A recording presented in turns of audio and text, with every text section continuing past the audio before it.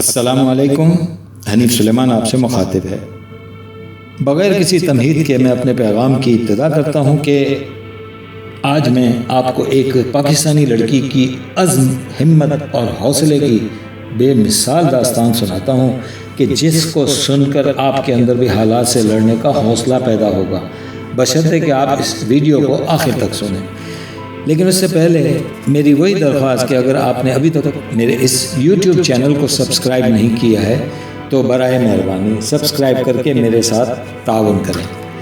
اب میں اس داستان کی ابتدا کرتا ہوں جو منیبہ مزاری سے تعلق رکھتی ہے، اور منیبہ مزاری کہتی ہیں کہ میرا تعلق ایک بہت ہی تنگ نظر بلوچ گھرانے سے ہے، ایسے گھرانے سے جہاں بیٹیاں اپنے والدین کو انکار نہیں کر سکتی۔ میں 18 سال کی تھی جب میری شادی کر دی گئی۔ جب میرے والد میری شادی کرنا چاہتے تھے تو میں نے بس ان سے اتنا ہی کہا کہ اگر آپ کی خوشی اسی میں ہے تو میں ہاں کہتی ہوں۔ یہ ایک خوشگوار شادی نہیں تھی۔ شادی کے صرف 2 سال کے بعد ہی میری گاڑی حادثے کا شکار ہو گئی۔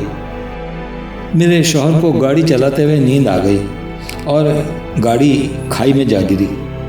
وہ گاڑی سے باہر چھلانگ لگا کر اپنے آپ کو بچانے میں کامیاب ہو گیا کہ جس پر مجھے خوشی ہے، لیکن میں گاڑی کے اندر ہی رہ گئی اور مجھے شدید چوٹیں لگیں کہ جن کی کافی لمبی لسٹ ہے۔ میرے دائیں بازو، کندھے، ریڑھ کی ہڈی اور تقریباً تمام پسلیاں ٹوٹ گئیں۔ لیکن جس حادثے نے مجھے اور میری زندگی کو مکمل طور پر بدل دیا وہ ریڑھ کی ہڈی کا ٹوٹنا تھا۔ بہت سے لوگ مجھے بچانے کے لیے آئے۔ انہوں نے مجھے کھینچ کر گاڑی سے باہر نکالا، اور جب وہ مجھے کھینچ کر باہر نکال رہے تھے مجھے اپنی ریڑھ کی ہڈی مکمل طور پر ٹوٹتی ہوئی محسوس ہوئی۔ میں نے لوگوں سے پوچھا کہ میری ٹانگیں کہاں ہیں، کیونکہ میں انہیں اپنے جسم کے ساتھ محسوس نہیں کر رہی تھی۔ سب نے کہا فکر نہ کرو، تمہارے ساتھ ہی ہیں۔ ہاسپٹل میں 2.5 ماہ بہت ہی برے گزرے۔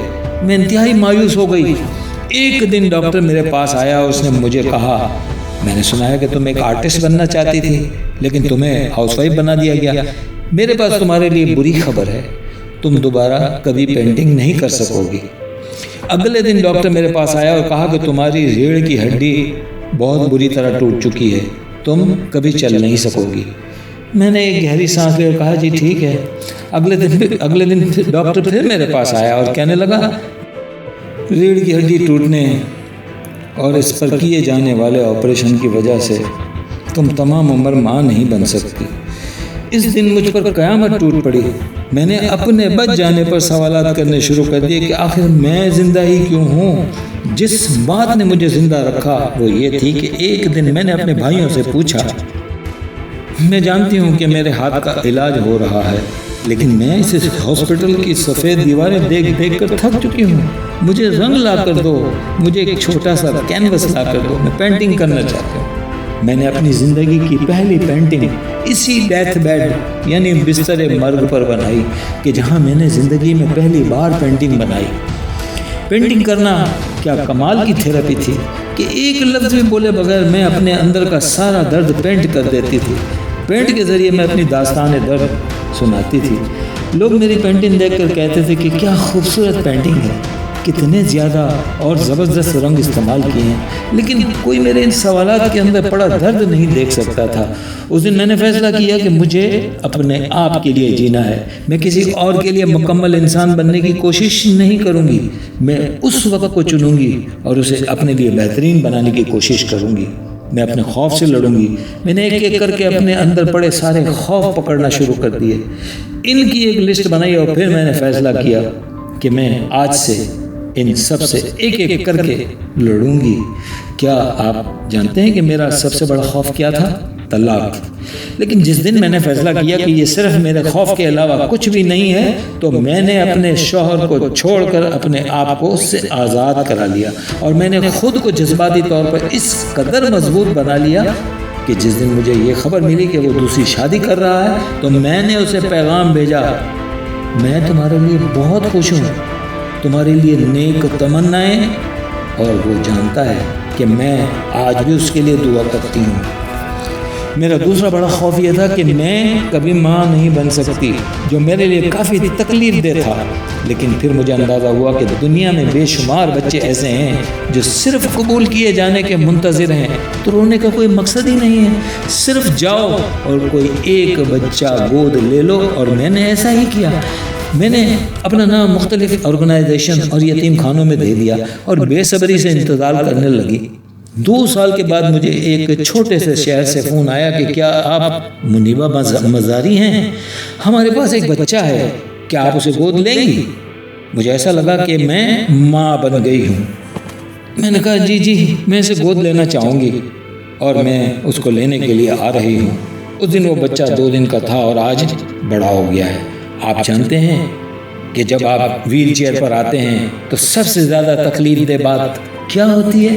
لوگ یہ سمجھتے ہیں کہ دوسرے لوگ اس بات کو قبول نہیں کر پائیں گے کیونکہ ہم مکمل لوگوں کی دنیا میں مکمل نہیں ہوتے۔ تو میں نے لوگوں میں جانے کا فیصلہ کیا، میں نے پینٹنگ کرنا شروع کی، بہت سی ماڈلنگ کیمپین کی، میں نے پاکستان کے نیشنل ٹیلی ویژن میں اینکر کے طور پر شامل ہونے کا فیصلہ کیا۔ میں پاکستان کی خواتین کی تنظیم کی سفیر بنی اور اب میں پاکستان کی خواتین اور بچوں کے حقوق کے بارے میں آواز اٹھاتی ہوں۔ 2015 میں BBC نے میرا نام 100 متاثر کن خواتین کی فہرست میں شامل کیا اور 2016 میں فوربس میگزین 30 سال سے کم عمر کی اہم 30 شخصیات میں مجھے شامل کیا۔ جب آپ اپنے آپ کو خود قبول کر لیتے ہو جیسے بھی آپ ہو تو دنیا بھی آپ کو تسلیم کر لیتی ہے۔ یہ سب آپ کے اندر سے شروع ہوتا ہے۔ ہمارے پاس زندگی کا ایک حیران کن تصور موجود ہے کہ چیزیں اس طرح ہونی چاہیے، جو میں چاہتا ہوں ویسا ہونا چاہیے، اگر ویسا نہیں ہوتا جیسا ہم چاہتے ہیں تو ہم ہمت ہار جاتے ہیں۔ میں کبھی ویل چیئر پر آنا نہیں چاہتی تھی، میں کبھی ایسا سوچ بھی نہیں سکتی تھی۔ یہ زندگی ایک امتحان اور موقع ہے اور امتحان کو کبھی آسان نہیں سمجھنا چاہیے۔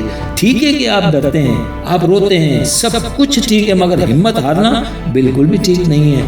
کہتے ہیں کہ ہارنا نہیں چاہیے لیکن ہارنا ضروری ہوتا ہے، کیونکہ جب آپ ہارو گے پھر اٹھو گے، پھر آپ ہارو گے پھر اٹھو گے اور یہی آپ کو آگے لے کر جاتا ہے۔ جب آپ گرتے ہو تو آپ اٹھتے بھی ہو۔